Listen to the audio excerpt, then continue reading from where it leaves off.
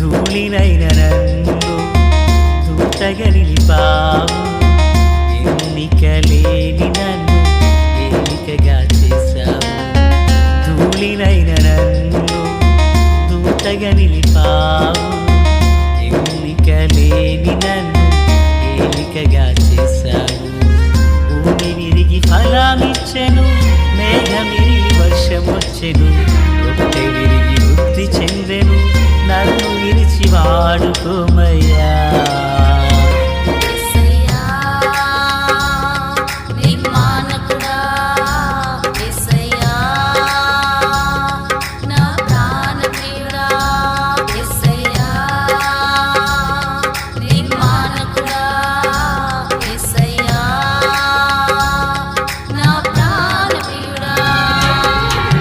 ధూళినైన నన్ను దూతగా నిలిపావు.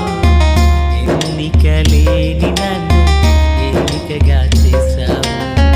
ధూళినైన నన్ను దూతగా నిలిపావు. ఎన్నికలేని నన్ను ఏలికగా చేశావు. ప్రభు అయినటువంటి యేసుక్రీస్తు వారి పరిశుద్ధమైన నామములో తండ్రి అయిన దేవాది దేవునికి నిత్యము స్తుతియు స్తోత్రములు, మహిమయు ఘనతయు ప్రభావములు యుగయుగములు ప్రభువునకే చెల్లునుగాక. ఆత్మీయులారా, బాగున్నారు కదా? దేవుని మహాకృపను బట్టి మరో పర్యాయం మనం ఇలాగున కలిసి దేవుని దైవవాక్యమును ధ్యానం చేటుకు మహాదేవుడు మనకెంతగానో కృపను అనుగ్రహించున్నారు. దయగలిగిన ఆయన ఆత్మచేత సమభూమి గల దేశమున ప్రభువు మనలందరినీ నడిపించునుగాక. ఆమెన్. నేటి దిన వాక్య ధ్యానమై భాగము సంఖ్యాకాండము 5వ అధ్యాయము 2వ వాక్యం. ప్రతి కుష్ఠరోగిని, స్రావము గల ప్రతి వానిని, శవము ముట్టుట వలన అపవిత్రుడైన ప్రతి వానిని పాలెములో నుండి వెలివేయవలెనని ఇశ్రాయేలీలకు ఆజ్ఞాపించుము. ప్రార్థన. తండ్రి దేవ, స్తోత్రాలు. చదవబడిన వాక్యము మీది వినుచున్న వారందరూ మీ వారు. మీ దాసుడనైన నన్ను సంపూర్ణముగా మరుగు చేసి దైవస్వరమును వినిపింపచేయండి. మీరాకడ కొరకు, రాజ్యము కొరకు సిద్ధం చేయండి. సియోనులో నుండి మీ హస్తాన్ని చాపండి. ఈ వాక్యం వినుచున్న మా ప్రియులను, వారి కుటుంబాలను దర్శించండి. నూతన సంవత్సరంలో నూతనమైన కృప ఆశీర్వాదాలతో వారిని దీవించండి. మేలు చేత నింపండి. యేసునామమున ఆమెన్. ప్రియులారా, బాగున్నారు కదూ? ఈ చదివిన వాక్యంలో దేవాది దేవుడు ఇశ్రాయేలీలకు ఒక కట్టడను నియమించిన విధమును చూస్తున్నాము. ఏమంటున్నారు అంటే, కుష్ఠరోగిని, స్రావము గల ప్రతి వానిని, శవము ముట్టుట వలన అపవిత్రుడైన ప్రతి వానిని పాలెములో నుండి వారిని బయటికి పంపేయండి అంటున్నారు. ప్రియులారా, అయితే మరి ఇశ్రాయేలీలు ఏం చేశారు? 4వ వచనం. యెహోవా మోషేకు ఆజ్ఞాపించినట్లు ఇశ్రాయేలీలు చేసిరి. దేవునికి మహిమ కలుగునుగాక. ప్రియులారా, ఈ చదివిన వాక్యంలో దేవుడు వారికి ఏదైతే ఆజ్ఞాపించారో ఆ ప్రకారంగా వారు చేశారని లేఖనం బయలుపరచబడుతుంది. మానవ దైనందిన జీవితంలో ఉన్న పరమ విధి ఏదంటే దేవుడు చెప్పినది చేయడమే భక్తునికి విధి. నిజమైన భక్తుడు దేవుడు ఆజ్ఞాపించిన దానిని కట్టడగాను నియమముగాను స్వీకరించి ఆ ప్రకారం జరిగిస్తాడు. భక్తి పారవశ్యమందు లేనివాడు దాని కొరకు సాకులు చెప్తాడు. భక్తిహీనుడు అనబడిన వాడు దాని యందు లోపములను కనుగొనుటకు ప్రయత్నిస్తాడు. దేవుని బిడ్డలుగా మనము ఆయన కట్టడకు లోబడి ఉండుటయే మన జీవితాన దేవుడు అనుగ్రహించిన విధి. అయితే ప్రభు ఏమంటున్నారు ఇక్కడ? కుష్ఠరోగి, స్రావము గలవాడు రెండు ఒకటే. శవమును ముట్టినవాడు అంటే కుష్ఠరోగి అపవిత్రుడు, శవమును ముట్టినవాడు అపవిత్రుడు. ఎలాగున అపవిత్రత అనేది పాలెములో ఉండొద్దు అంటున్నారు ప్రభు. 3వ వచనం, నేను నివసించుచుండు వారి పాలెమును అన్నారు. అంటే ప్రభువు ఎక్కడ ఉన్నారో అక్కడ పరిశుద్ధత ఉండాలి. ప్రభు ఎక్కడ ఉన్నారో అక్కడ పవిత్రత ఉండాలి. మన దేవుడు పరిశుద్ధుడు, పరిశుద్ధ స్థలములలో నివసించువాడు. ఆయన పిల్లలమైన నిన్ను, నన్ను, మనలనందరినీ పరిశుద్ధులుగానే ఉండమంటున్నారు. లేవియాకాండము 11వ అధ్యాయము 44వ వచనం గుర్తున్నది కదా ప్రియులారా? ప్రభువారు ఏమన్నారు? నేను పరిశుద్ధుడను గనక మీరును పరిశుద్ధులునై ఉండండి అన్నారు.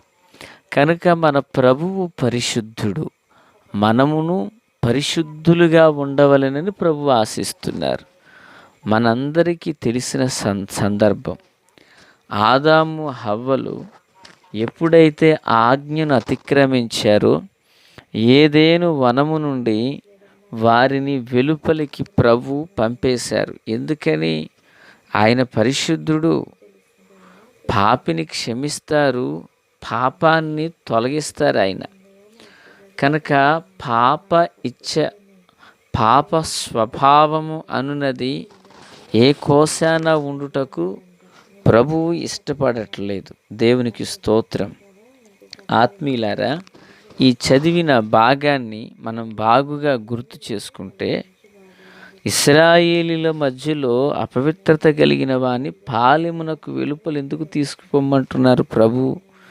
పాలెములో ప్రధాన కాపరిగా ప్రభువే ఉన్నారు గనక ప్రభువు పరిశుద్ధతలో ఉంటారు. దేవునికి స్తోత్రం.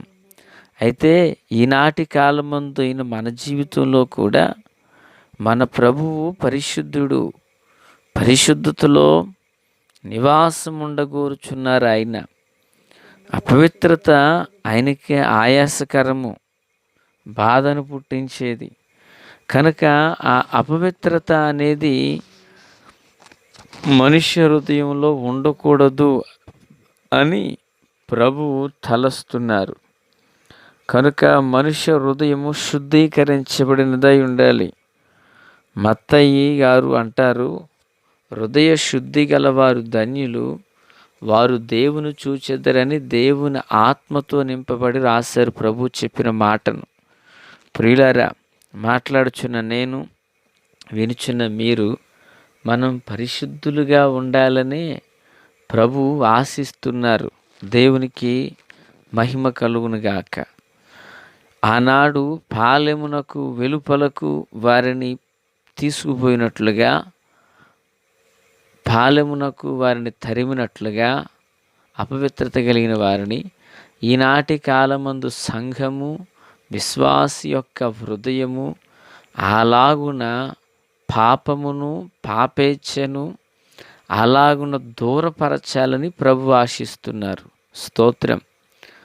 హల్లెలూయా. ఎవరైతే పాపమును దాని క్రియలతో కూడా త్యజిస్తారో వారి మధ్యలో వారితో ప్రభు ఉండాలని ఆశిస్తున్నారు. దేవునికి స్తోత్రం. ఎవరైతే దాన్ని నిష్క్రమిస్తారో, దూరపరుస్తారో వారితో ప్రభు ఉంటారు. ఆది సంఘంలో అననీయ, సఫీరాలు అనబడిన వారు అబద్ధం చెప్పి దేవునికి విరోధులైనప్పుడు పడుచువారు వారిని బట్ట చుట్టి ఈడ్చుకుని పోయారని ఉంది. అలాగనే దేవుని పిల్లలుగా మన జీవితంలో కూడా పాపము అనేది, అపవిత్రత అనేది దేవునికి ఆయాసాన్ని పుట్టించేది గనుక, బాధను కలిగించేది గనుక దానిని మనం దూరపరచాలని ప్రభు ఆశిస్తున్నారు. దేవునికి స్తోత్రం. ప్రియులారా, ఒక వ్యక్తి పరిశుద్ధుడైనప్పుడు ఆ మనుష్య హృదయంలో ప్రభు నివాసం ఉంటారు. ఇశ్రాయేలీల గుడారాలలో, వారి నివాసాలలో ప్రభు సంచరించినట్లుగా వారిని పరిశుద్ధంగా ఉండమని ప్రభు చెప్పారు. ఆమేన్. దేవుని ప్రియమైన పిల్లలుగా మన ఆధ్యాత్మిక దైనందిన జీవితంలో మనమును అట్టి పరిశుద్ధతను కలిగినప్పుడు మన నివాస స్థలములను ఆయన వర్ధిల్ల చేస్తారు. యాకోబు గుడారాలలో శాపగ్రస్తమైన విగ్రహాలు ఉన్నప్పుడు వారు దీవెన పొందలేదు కదూ. ఎప్పుడైతే దానిని వారు ద్వేషించి వాటిని తీసివేసి మస్తకి వృక్షం కింద కప్పెట్టారో, దేవుని దైవ దీవెన వారిని వెంబడించింది. ఈ మాటలు వినిచున్న ప్రియులారా, మన జీవితంలో కూడా అట్టి భావాన్ని కలిగిన వారమై పరిశుద్ధత యందు మనస్సు పెట్టి పవిత్రత కొరకు ఎదురు చూచుచుందుము గాక. ఆమేన్. తండ్రి దేవా స్తోత్రాలు.